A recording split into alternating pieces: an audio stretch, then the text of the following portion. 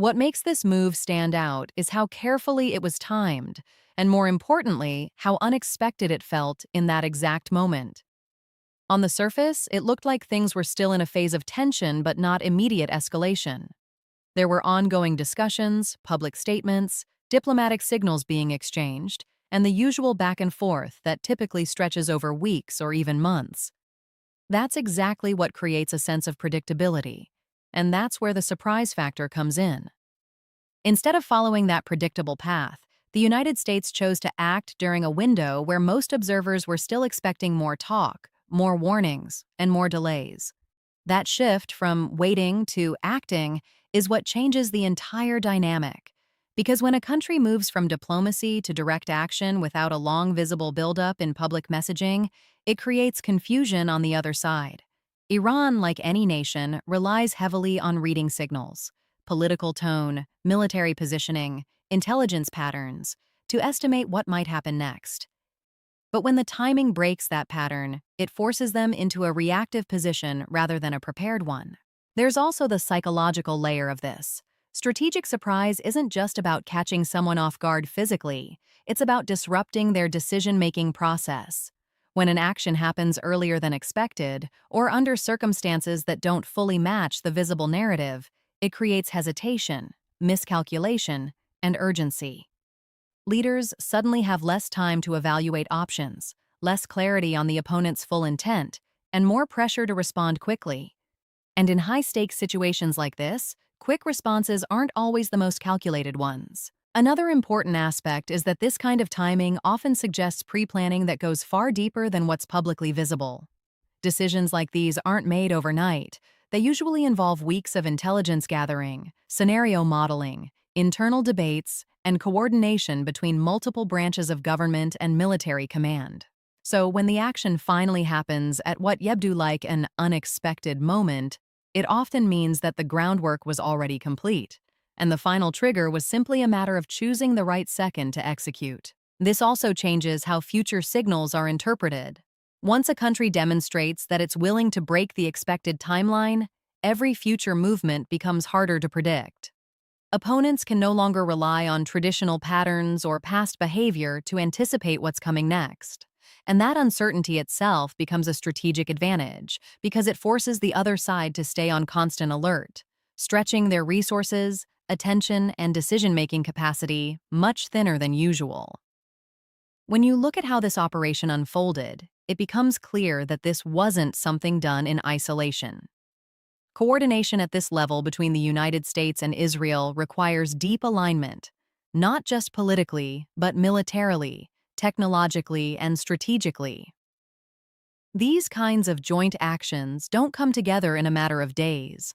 They are the result of continuous intelligence sharing, joint planning sessions, and synchronized objectives that have been refined over time. Both countries have their own priorities and threat perceptions, but when they reach a point where those interests overlap strongly, especially regarding security concerns, their cooperation becomes far more direct and operational. In this case, what stands out is how seamlessly the action appears to have been executed. That level of synchronization suggests that both sides were working from a shared playbook, where roles, timing, and targets were already clearly defined long before anything actually happened. There's also a strong intelligence component behind this kind of coordination. For a joint move to be effective, both sides need access to reliable, real-time information, satellite imagery, surveillance data, signal intelligence, and on-the-ground assessments. This information isn't just collected independently and then combined at the last minute. It's often integrated into a unified framework where both countries are analyzing the same data sets, identifying the same risks, and prioritizing the same objectives. That shared understanding is what allows them to act with precision instead of hesitation. Another layer to this is trust. Military coordination at this scale requires a high degree of confidence in each other's capabilities and decision-making. The United States and Israel have a long history of defense cooperation, joint exercises, and strategic partnerships, which means they are already familiar with how each other operates under pressure. That familiarity reduces friction during critical moments. There's less second-guessing, fewer delays in communication, and a much faster transition from planning to execution. What also makes this kind of coordination significant is the message it sends beyond just the immediate action. When two powerful allies act together, it signals unity and strength, not just to Iran but to the entire region. It shows that this isn't a fragmented response or a one-sided move. It's a combined front. That can influence how other countries in the region calculate their own positions, whether they choose to stay neutral, support one side, or prepare for possible spillover effects. At the same time, coordinated actions increase the scale and complexity of any potential response. From Iran's perspective, responding to one country is one level of challenge, but responding to two closely aligned military powers operating in sync creates a much more complicated scenario. It forces them to consider multiple fronts, different types of retaliation, and a wider range of consequences, all at the same time. What makes the situation escalate so quickly is how fast Iran moved from absorbing the initial shock to actively responding. In high-stakes conflicts, speed matters just as much as strength, and Iran's immediate retaliation shows that they were not willing to appear passive or caught off guard for long. The response wasn't delayed, debated publicly, or softened through diplomatic language.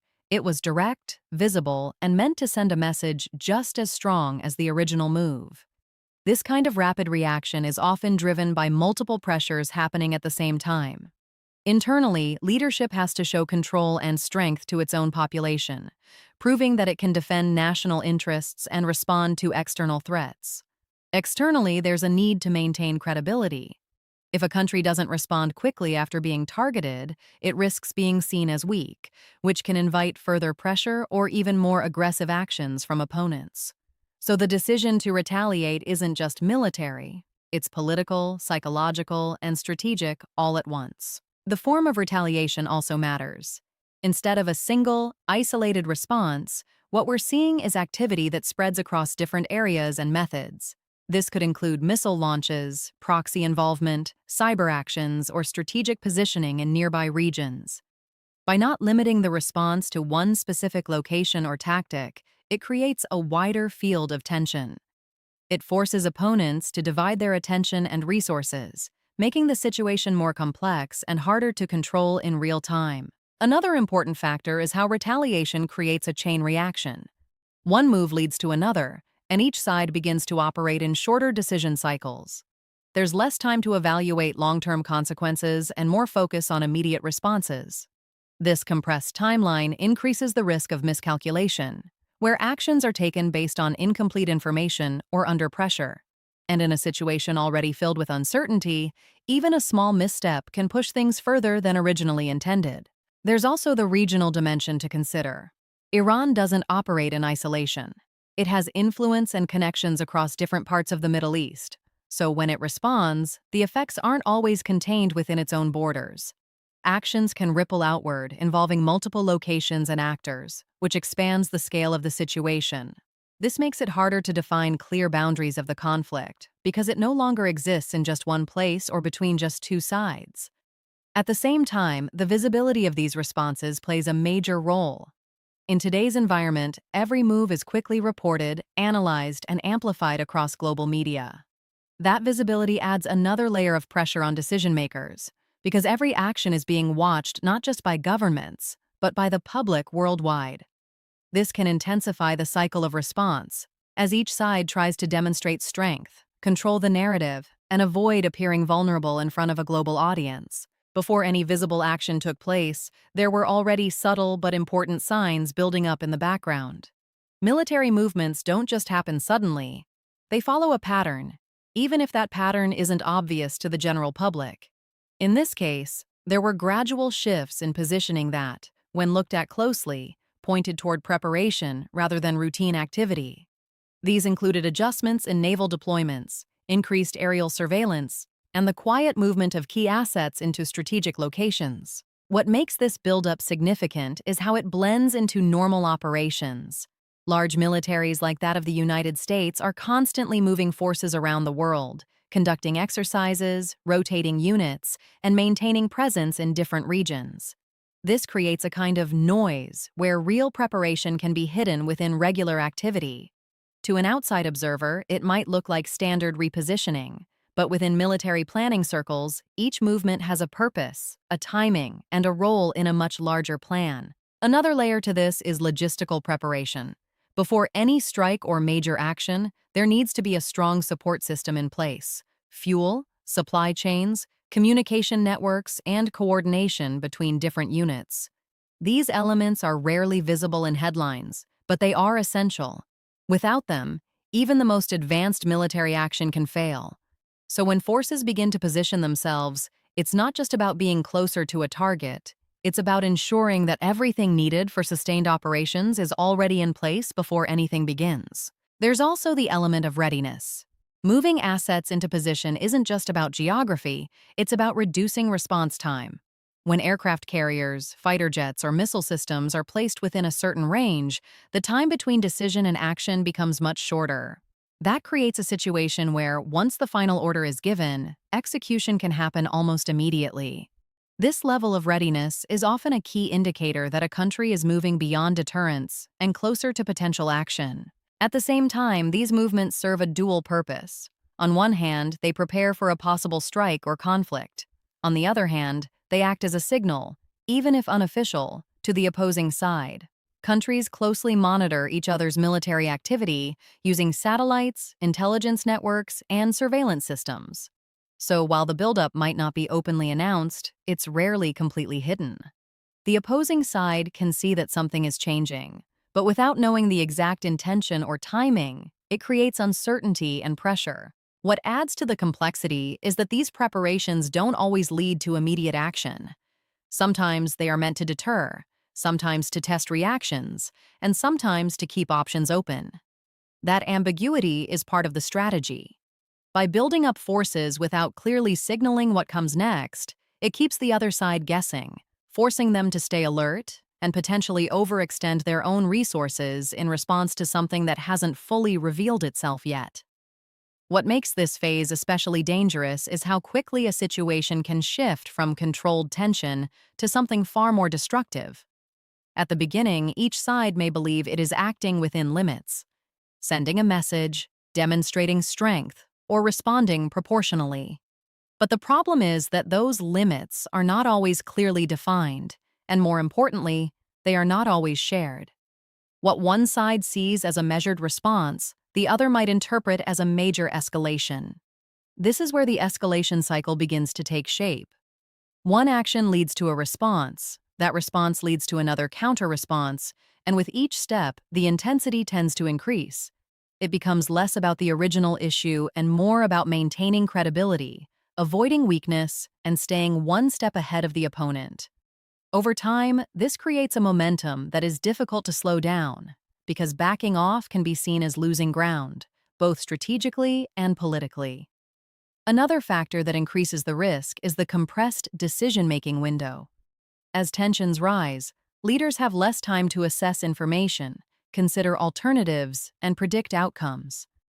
Decisions that might normally take days or weeks are made in hours, sometimes even minutes.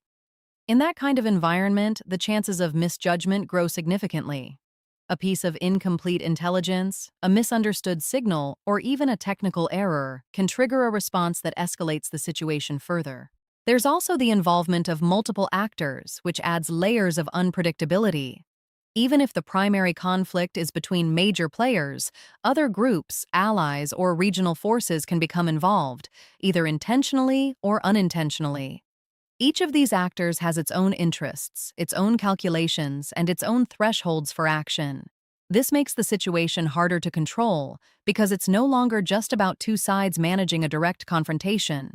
It becomes a network of reactions happening simultaneously across different areas.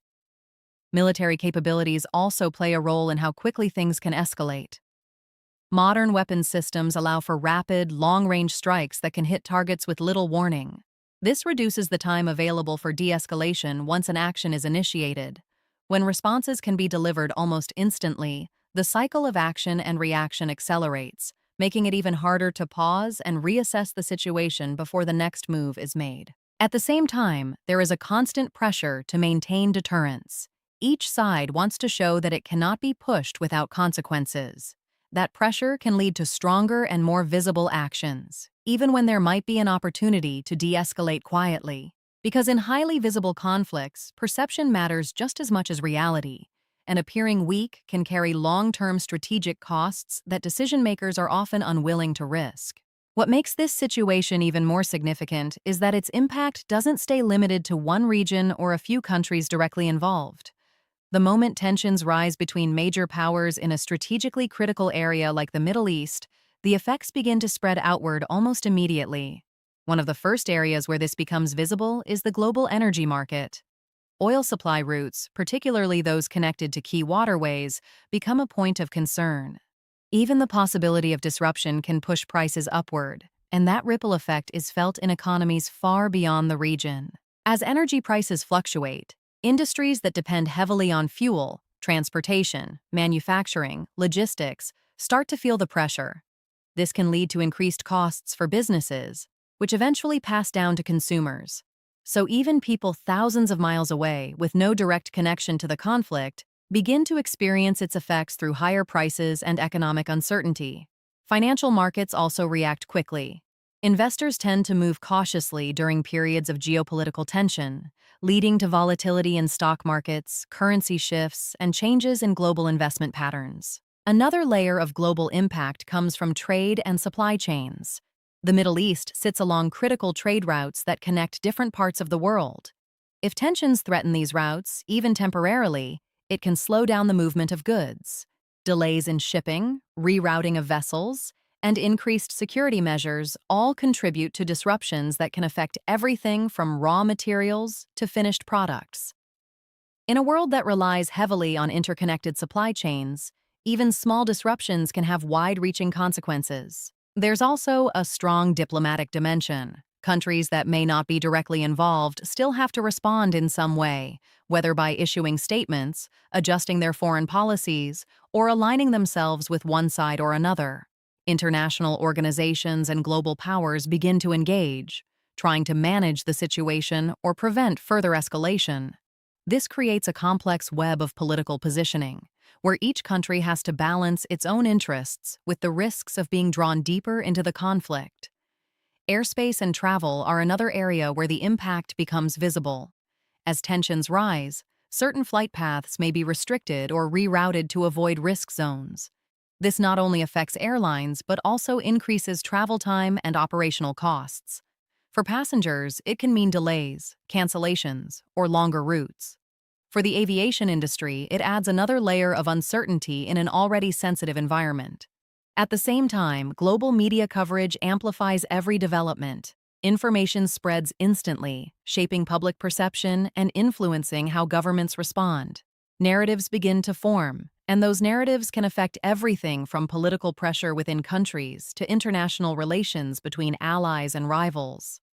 The more attention the situation receives, the more pressure there is on leaders to act in ways that align with both strategic goals and public expectations, further increasing the complexity of the situation.